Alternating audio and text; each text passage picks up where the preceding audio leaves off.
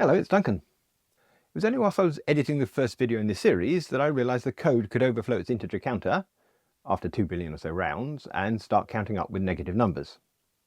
Whilst it's unlikely that FizzBuzz overflow could blow up a rocket, the point of a kata is to practice skills in a safe environment, so I'm not just going to shrug this off, we should learn from the experience. If we had a quality assurance department, they might have caught the error, but we prefer a process where developers find these things before committing. Maybe a pull request review would have caught the issue, or the extra pair of eyes from pair programming. But today I'm going to look at whether property-based testing would have helped. Property-based testing frameworks automatically generate example inputs for our code. Those inputs are crafted to try to find the sorts of values that might break our algorithms. Empty strings, negative numbers, or relevant here, very large numbers. My theory is that if we craft our interface to allow the test to find errors, they will find errors. Oh, and because I've already forgotten how to use the jqwik property-based testing library, I'll be leaning on AI Assistant more than usual. So that would be interesting too. I suppose you might argue that it should be -fizz. Maybe we should go to the product owner and ask. Well, if you're a regular viewer, the first thing you'll notice is I've switched to dark mode. It's harder on my old eyes, but I hear you when you say it's easier on yours, at least when you're viewing on YouTube. It also allows me to enable semantic highlighting where different variables have different colours, which I do like. If you've been following this series, I have rolled back so we just had the acceptance tests here, and I have disabled the acceptance test because there's no chance of it passing because of this to-do. Now then, when I was editing the first of the videos in this series, I realised that there was actually a bug where if we're counting up with FizzBuzz, we can run out of integers and come back on the other side, which is to say we'll go from maxint to minint and then start counting up. Now that feels like the sort of thing that I might expect a property-based test to find for me, because property-based tests will pick random and not so random inputs, and I'm assuming that int max value is one of those not so random inputs that might be chosen to see whether it breaks. So, as an experiment, and I almost swear the last in the FizzBuzz series, let's have a look at writing FizzBuzz with property-based tests. So, I've created this FizzBuzz property tests, and we did look at jqwik, the Java property-based testing framework, in another episode, but I really can't remember how to use it. So let's ask AI Assistant, and there is a generate code with AI. And I'm going to say, write some jqwik tests for FizzBuzz. The following sequence has been sped up a bit. Okay, let's see what we've got. I'm just going to accept this. We seem to have had an option to negotiate, which I think is new. It has, however, ignored the fact that it was within FizzBuzz property tests and added a class inside. Well, never mind. Let's do the AI's work for it. I'll move that up there, and then we can get rid of that, and then lay everything out. Okay, and assert J core assertions. That's a bit random given that I'm using JUnit. Never mind. Let's fail forwards. First issue is that we don't have net jqwik API, and that's because we haven't changed our Gradle file. Let's do that. And here again, we'll ask the AI to do it for us. So we say generate code with AI, import jqwik as a dependency. We say add jqwik. Okay, there we go. Test implementation jqwik. That all seems reasonable, although I'm pretty sure that's not the latest version. It will do. This follow-up message is new in the latest version of IntelliJ, but I think we're going to do okay if I just do that. Okay, back to FizzBuzz property tests. That import now works because I have auto import set for Gradle, but I really don't want to be using assert J assertions. Let's see whether AI can fix that for us. I want to say new chat, JetBrains AI assistant, no. Okay, we're going to select it all, AI actions, new chat using selection. There's still no keyboard shortcut for that. That is a shame, but never mind. New chat using selection. And what I want to say is convert this from using assert J assertions to Kotlin test.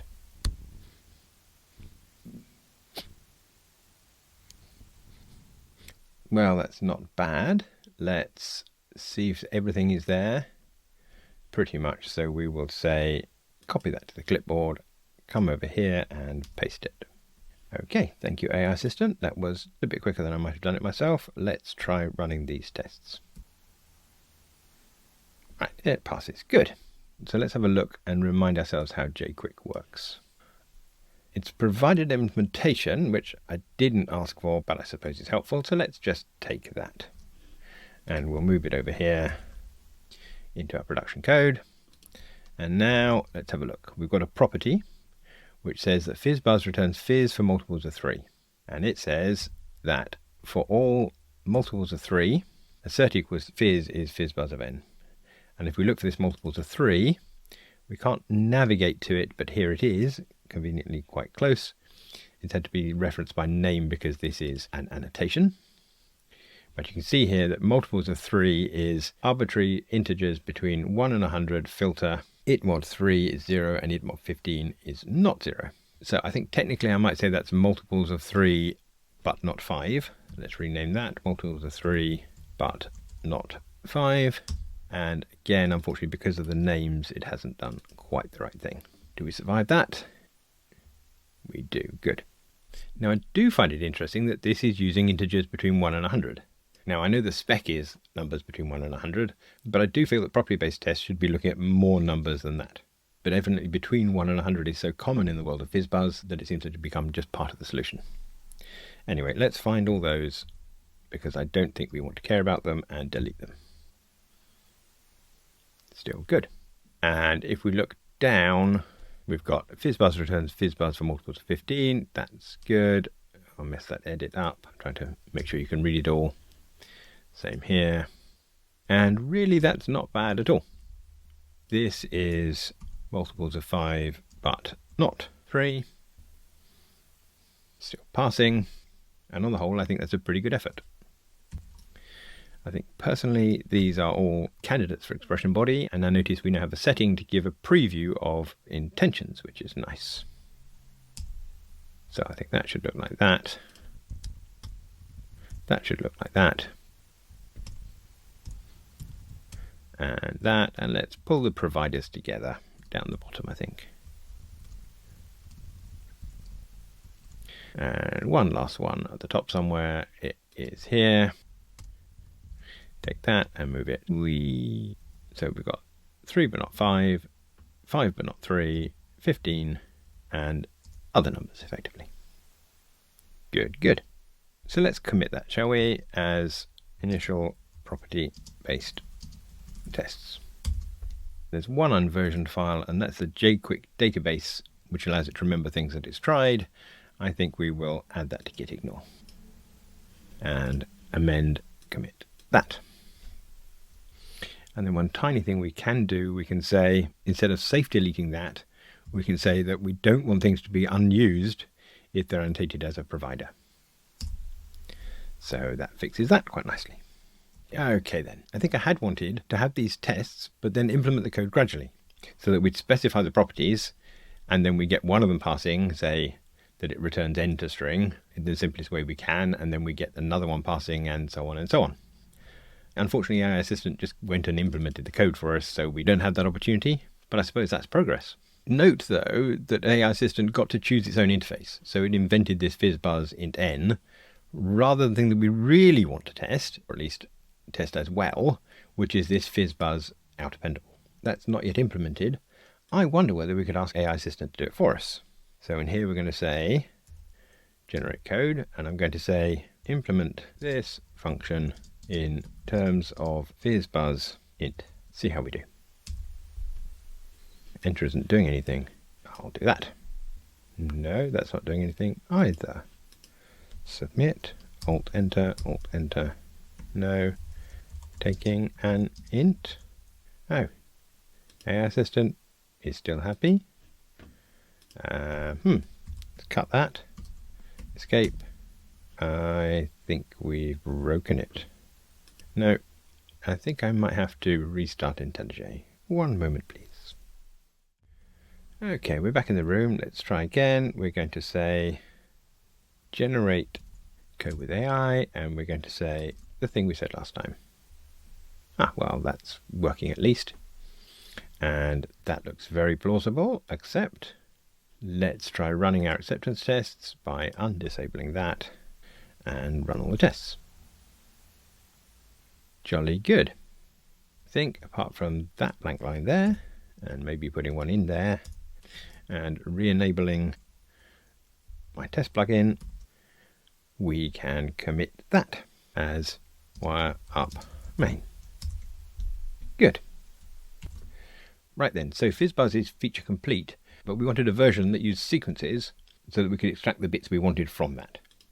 So what I think I'm going to do is I'm going to write fun fizz, and maybe I'm going to call it generate FizzBuzz to give AI a clue. And I'm going to say that returns a sequence of a string. And put return to do in there. Now let's ask AI system to implement that for us. So we're going to say generate code, and this is implement this function using FizzBuzz int. Okay, well that's very plausible. It's using a sequence builder and it's hard-coded 100, but I think that's okay.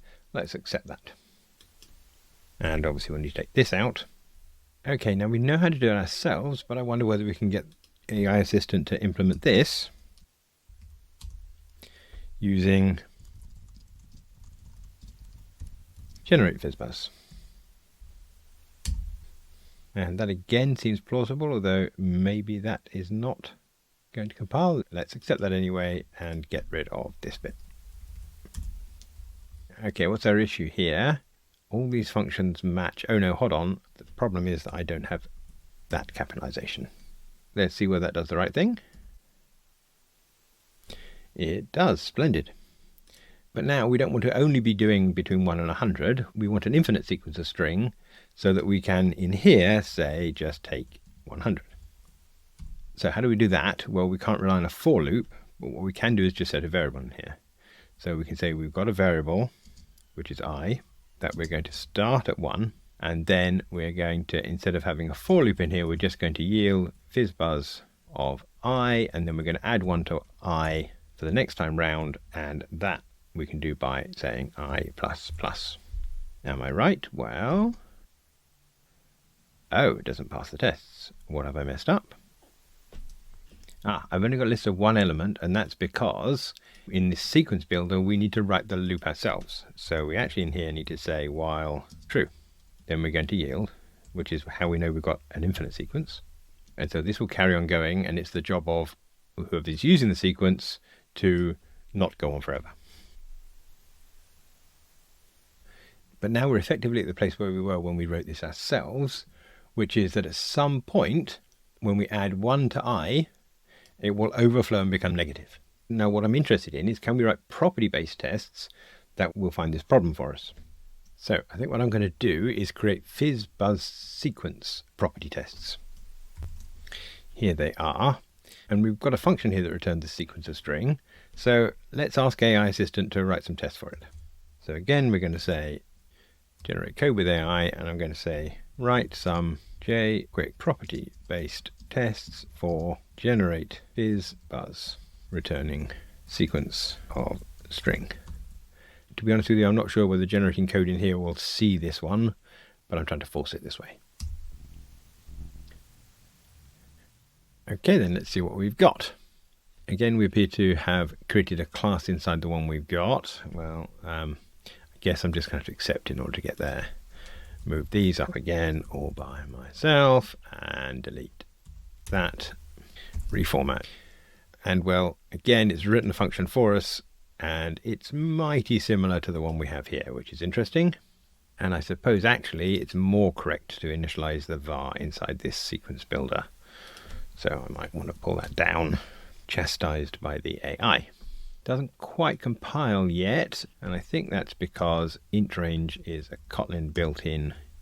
So we're going to have to go and find that int range. Maybe the easiest way is to look for classes of int range and find that. There we are, net jqwik API constraints. If I go here and borrow you and go back here, then this would be at that dot that. That compile, it very nearly does. Right, let's just try running that. Ooh, okay, well it passes. Let's go and see what we've actually got. We've got, for all int ranges between 1 and 100, if we generate a FizzBuzz and take between 1 and 100 of them, and then to list, then we are checking that effectively the last one is the expected FizzBuzz value. I'm not sure that that's very helpful, but it should work with our version and not the generated version. So let's get rid of that. Just check. Good. Now we have a bit of a moral question here, and that's whether this test, which is testing sequences, can use this FizzBuzz instead of it defining its own version here. I think it's perfectly reasonable to use this one. So I think we might just say that this is FizzBuzz of n. And at some point I'm always going to end up making this central function. So we're going to make that a receiver, and this is going to be to FizzBuzz. But I don't want to rename any overloads. Okay, that gets rid of that one. And we can check everything is good. But here I'm pretty sure we're only testing one item from this sequence. I don't really want to do that. I want to generate sequences and check that everything is right about every item in it. So I'm not really sure about what to do with this int range. I think if I'm going to be generating random sequences, I don't want to just limit them to an n. I want to be taking them from a certain number and to a certain number. So I wonder about making this start value and then have a number of elements that we're going to take. So we'll duplicate this, and this is going to be count. And we'll leave the constraints alone for a minute. But if I've got a sequence, then I can drop start value and then take count. But if we're starting at 1, I'm pretty sure I need to drop start value -1. So if start value is 1, then we drop nothing. Okay, so that is our sequence. Let's not make it a list. And then we should be able to say, for I in FizzBuzz sequence, assert equals, assert what? The problem is that we've lost the I, we've lost the number that we're converting to FizzBuzz. We could reconstruct it knowing the start value, but we know we already have other tests to check that this is actually right. Provided we only ever call I to FizzBuzz, we know that an assertion of end FizzBuzz is going to pass. So I think instead of saying this is correct values, we can say valid values. We'll leave the correctness to somebody else. And in here then we can say assert is valid FizzBuzz string our I. Now what does this look like? We'll create it. And I think I'm just going to be pedantic in here. I'm going to say if I equals fizz, we're okay. If I equals buzz, we're okay. If I is FizzBuzz, we're okay.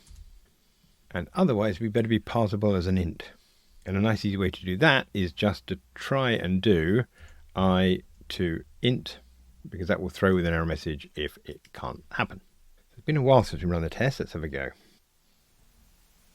Well, that passes. Good. Okay, now then, if we're going to see integer overflow, we're going to have to start a lot higher than 100. So I'm going to relax this constraint and allow it to go up as high as int max value. Let's see whether we can see the problem. Now we're just stuck. Why is that? You can see here we're still running FizzBuzz sequence contains valid values. That's not good, so I'll stop it. So what's happened here? Well, I think the problem is that we're generating an infinite sequence here, but only ever starting at 1.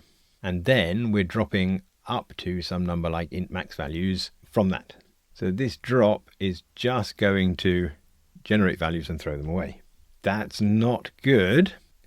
So I think what we're going to have to do is, instead of dropping here, we're going to pass in the initial value here. So this generate FizzBuzz, we're going to take this 1 and make it a parameter. So that's start value. And our normal FizzBuzz then will start at 1, but our tests can start anywhere they like. So here we can say start at start value. Let's try running that. Ooh, we pass. So what are we doing? We are taking 100 FizzBuzz numbers. We're checking they're all valid. And we're taking them from whatever int range generates with some number between 1 and int max value. So each test, this property is only checking 100 values. But given that it stalled last time, I'm pretty sure we must have been passing in some pretty high values of max. And in fact, we would want our int range to include int max value, because that feels like the special case that it should be trying. So why is this not failing? Well, my suspicion is that it has gone negative, but int min value to int will still be fine. We might be able to see this if we actually remember this thing and say val number is I to int, and then say assert true, number is greater than, and I think 0 will be fine, although we never tested that. So we're going to say greater than or equal to 0 with a message of $number is negative. Let's see if we're right. And there we go, finally a failure. There's some jqwik gubbins here, but effectively what it's told us is that -24 something for 8 is negative. And you can see here that it originally failed with 2147483646, but it discovered there's a smaller number that it fails on, which is yada yada da 3549. I wonder actually whether int max value is a 99 or 100 or 101 off of that. I'm getting a bit tired, to be honest. So what to do? Well, we could kick the can down the road by making this I a long, and then just checking that it doesn't go over int max value. But, you know, the next thing I want is to be able to generate up to long max value FizzBuzzes. I suppose we also have to answer the question, what do we do when our number type overflows? I suppose the answer is we have to terminate the sequence. But if we do that, then we're going to have to do some sums in here to make sure that we've actually generated the right number of those things. I think my property-based testing talent is running out. So I'm just going to write a plain old test for this. And I think we'll call this finishes on int overflow. Just going to check that is actually runnable. And it is. So now we can put in specific values and stop having to think about properties. So we can say val sequence is generate FizzBuzz from int max value -5, say, and say toList on that, because when we get this right it will be small. And now we're working in concrete things. Well, it's quite easy to just print this, knowing what values we put in, and I guess actually that is values. So let's run that again. Oh, but that doesn't stop because we're busy counting up the negative numbers. So for now, let's stop that. Take, say, 100 of those, see whether they are as we expect. Oh, idiot, I want to take 100 before I do the toList. Take 100 toList. Run again. And now finally we can actually see for ourselves, as opposed to just sensing through the property-based tests, what the actual values are. And given the rest of the tests, I'm prepared to believe these are the right values. So I think we can say assert equals list of those things is my values. And I need to put the quotes around these. Now that will fail. Good. And now how to get that to pass? Well, a cheeky way is just to say while I is greater than 0. So if it goes negative, we'll exit the sequence. Is that right? Wonderful. And I think that would allow us to take 100 out, safe in the knowledge that we won't be going on forever. Good. Does that now pass our property-based tests? I'm going to run all the tests now. It does, yes, but now to be honest with you, I do question the value of these property-based tests here, where we have a specific example. In fact, things get even worse for property-based tests, at least for me, if we want to generate negative FizzBuzzes. FizzBuzz of a negative number doesn't seem like too much of a stretch. So we might duplicate this test and say can span 0. So we might want to generate FizzBuzz from, let's say, -3. Now, -3, what do we expect? Well, that's fizz. Then we expect -2, then -1, then 0. I think 0 is actually divisible by 3 and 5, so I expect FizzBuzz in here. Then 1, then 2, and then fizz. I suppose you might argue that it should be -fizz. Maybe we should go to the product owner and ask. She says fizz is just fine. So we want 1, 2, 3, 4, 5, 6, 7 things, and this isn't going to terminate itself. So we're going to do FizzBuzz on -3, take 7. Let's run that. And you may have predicted how that was going to fail. The issue now is that we're starting on a negative value, so this loop condition is hit straight away, and we never yield anything. How to solve that? Well, again, it's a bit ugly, but providing we're always counting up, we can check whether we had a transition from a positive number to a negative number. So I wonder whether this is as simple as saying while I plus 1 is greater than I. Let's have a go. Ooh, but now I think I'd have to work very, very hard to write a property-based test, but accounting for all this stuff. So I think its time has come. And these are just now FizzBuzz sequence tests. Run all of our tests. Oh, so that's why we had the tests. What did we actually find? We finished one too early. Ah, yes, of course. Well, just in case there was any doubt that I am fallible, I think the simplest thing I can make work is to say var finished equals false, and then take this as our value of finished, cut it from there, say while not finished, that, and then after this, finished equals, oh, but we've post incremented I already. Well, I'll give it a go. No. Ha! You know, after all these years, that sort of logic is still the thing I find hardest about computer programming. In fact, I think we may be able to do a bit better. How about that? Yes, there we go. And it's one of the nice features of the sequence builder that we can write a while loop and then yield another one. I won't show it, but I'm pretty convinced this logic would now work with along here and along here. Although, as we discovered in our first episode, we have to update some of our tests to get that to work. It wouldn't, however, work if we wanted to count down. I'll leave that as an exercise for the viewer while I just make that an expression body. And this one too. This may be a tiny bit cryptic. I wonder whether this thing we could make a function out of and call it is about to overflow.